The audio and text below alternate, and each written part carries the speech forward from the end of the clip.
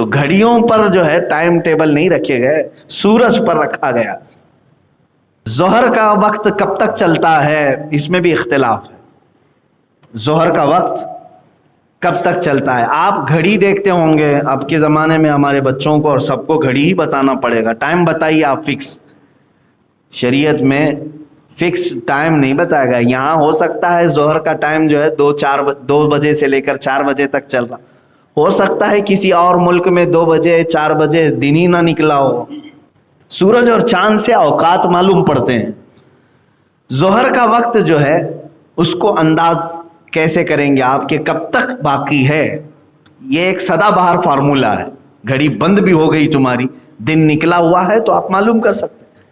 کھلے میدان میں آئے، ایک لکڑی آپ نے زمین پر گاڑ دی، اس طرح سے زمین پر ایک لکڑی گاڑ دی، ایک 4 انچ کی یا 6 انچ کی ایک چھوٹی سی لکڑی آپ نے لی، جتنی بھی آپ کی مرضی، اس کا سایہ پڑتا ہے کہ نہیں پڑتا ہے؟ جیسے ہی آپ کھلے میدان میں سورج جب چمک رہا ہو لکڑی گاڑیں گے تو اس کا سایہ پڑے گا۔ یہ دوپہر کے بعد کی بات ہے۔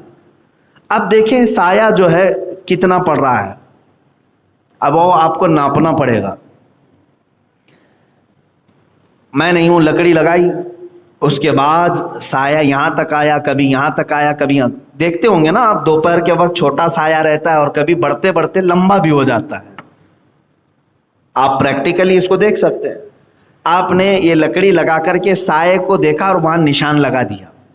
اب اس لکڑی کو نکال کر کے ناپ کے دیکھیں کہ اس لکڑی کے کتنے گنا زیادہ یہ سایہ ہوا ہے۔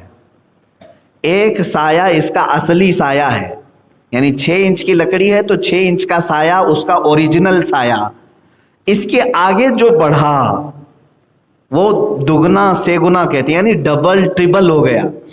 تو اب اس کے اصلی سائے کو چھوڑ کر کے 2 سائے اور بن گئے، یعنی 6 انچ کی لکڑی کا سایہ 18 انچ کا بن گیا۔ بات سمجھ میں آ گئی نا؟ 6 انچ کی لکڑی کا سایہ 3 ہو گیا نا، 6 اور اس کے بعد 6 12 اور اس کے بعد 6 18۔ اب جہاں یہ 18 انچ کی کا سایہ ہو گیا ہے تو سمجھ لیں کہ یہ عصر کا وقت شروع ہو چکا ہے، ظہر ختم ہو گئی۔ یہ امام اعظم ابو حنیفہ کے نزدیک ہے، یہ امام اعظم ابو حنیفہ، یہ فقہ ہے۔ میں یہ اگزامپل کیوں دے رہا ہوں آپ کو سمجھاتا ہوں۔ امام شافعی رحمۃ اللہ تعالی علیہ کے نزدیک انہوں نے مسئلہ اخذ کیا کہ سایہ اس لکڑی کا صرف ڈبل ہو جائے، صرف ڈبل ہو جائے، یعنی ایک کو چھوڑ کر کے دوسرا بھی آ گیا، جس کا مطلب کتنا ہوا؟ 12 انچ ہو گیا۔ 6 انچ کی اس لکڑی کا سایہ کتنا ہو گیا؟ 12 انچ ہو گیا۔ تو وہ کہتے ہیں کہ نہیں، یہاں ظہر ختم ہو گئی، عصر شروع ہو گئی۔ اسی لیے آپ دیکھتے ہوں گے کہ شافعی لوگوں کی عصر جلدی شروع ہوتی ہے، جلدی شروع ہوئی، کیونکہ یہ جو اختلافی وقت ہے، اب اس کو ٹائم ٹیبل میں لے کر کے آپ جائیں گے۔ فار ایگزامپل شروع تو ہوا تھا 1 بجے ٹائم، فار ایگزامپل ظہر کا، اب ختم کے متعلق شروع ہونے میں کسی کا اختلاف نہیں، کتنے بجے شروع ہو رہا ہے؟ سورج ڈھل جانے کے بعد وقت شروع ہو جاتا ہے، زوال کے بعد۔ اب ختم کہاں ہو رہا ہے، اس پر 2 اماموں کا اختلاف، اور وہ بھی ایک ہی حدیث ہے، حضور اکرم صلی اللہ تعالی علیہ وسلم کی حدیث سے ثابت ہے۔ حضور صلی اللہ تعالی علیہ وسلم کی 2 حدیثیں ملتی ہیں کہ جبرائیل امین آئے، جبرائیل امین علیہ السلام آئے ایک دن، 5 وقت کی نمازیں انہوں نے حضور صلی اللہ تعالی علیہ وسلم کے ساتھ پڑھی اول وقت میں۔ اول وقت کا مطلب جب نماز کا وقت شروع ہو رہا ہے۔ دوسرے دن وہ آئے حضور صلی اللہ علیہ وسلم کے ساتھ 5 وقت کی نمازیں پڑھے، ہر نماز کے لاسٹ ٹائم پر۔ تو یہ بتانا تھا کہ ہر نماز کا ٹائم کب سے شروع ہو کر کب ختم ہوتا ہے۔ یہ 2 حدیثیں۔ تو اس حدیث میں جو ظہر کا لاسٹ ٹائم بتایا گیا ہے، ظہر کا لاسٹ ٹائم بتایا گیا ہے، اس میں ورڈ یہ آیا ہے کہ ہر چیز کا سایہ ڈبل ہو جائے، 2 گنا ہو جائے، ہر چیز کا سایہ 2 گنا بڑھ جائے۔ تو یہ ایک ہی لفظ آیا حدیث میں، تو امام شافعی نے کہا لکڑی کا ڈائریکٹ 2 ہو جائے، امام اعظم ابو حنیفہ نے کہا نہیں، لکڑی کا اوریجنل سایہ چھوڑ کے ڈبل ہو جائے. یہ اسکولز آف تھاٹ، سمجھنے کا انداز الگ الگ. اب اس میں فرق کیا پڑا؟ میں نے لکڑی گاڑ کر کے دیکھا 4 بجے یعنی 3:30 بجے، آج کے دن کے حساب سے 3:30 بجے 12 انچ ہو جا رہا ہے. تو اس کا مطلب امام شافعی کے نزدیک عصر شروع ہو گئی کتنے بجے؟ 3:30 بجے، یعنی ظہر ختم ہو گیا.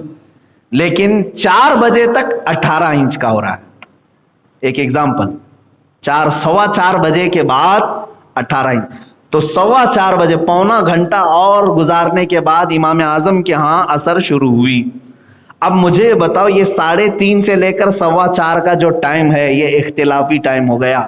امام شافعی کے نزدیک وہ عصر کا ٹائم ہے اور امام اعظم ابو حنیفہ کے نزدیک ابھی وہ ظہر ہی چل رہی ہے. بات سمجھ میں آ رہی؟ اب اگر کوئی بندہ یہ کہے میں دونوں اماموں کو فالو کرتا ہوں، میں دونوں اماموں کو فالو کرتا ہوں، تو وہ کیا کرے گا معلوم ہے؟ 3:30 بجے کے بعد آئے گا، ظہر پڑھ لے گا امام اعظم کے نزدیک. ابھی ظہر چل رہی ہے نا، 4:15 بجے تک ظہر چلے گی. تو امام اعظم کی فقہ پر وہ ظہر پڑے گا 3:30 کے بعد، 3:35 3:40 پہ ظہر پڑے گا، اور پھر فوراً کھڑے ہو کر کے عصر بھی شروع کر دے گا کہ نہیں امام شافعی کا وصر کا وقت شروع ہو چکا ہے. تو وہ اپنی طبیعت کو اس میں داخل کرے گا. اسی لیے میرے عزیزو، عوام الناس کس کو فالو کریں؟ کس کو فالو کریں؟ آپ کون سے امام کی تقلید کریں گے؟ یہی مسئلہ میں بتانا چاہ رہا تھا. علماء اور محدثین اور فقہاء نے فرمایا ہر جگہ کے عوام کے لیے مسئلہ یہ ہے کہ جس فقہ کے علماء ان کے علاقے میں زیادہ ہیں اسی فقہ کو فالو کرے. بات سمجھ میں آ رہی ہے؟ آپ کے علاقے میں اگر امام اعظم ابو حنیفہ کی تقلید کرنے والے علماء زیادہ ہوں تو عوام بھی وہی فقہ کو فالو کرے.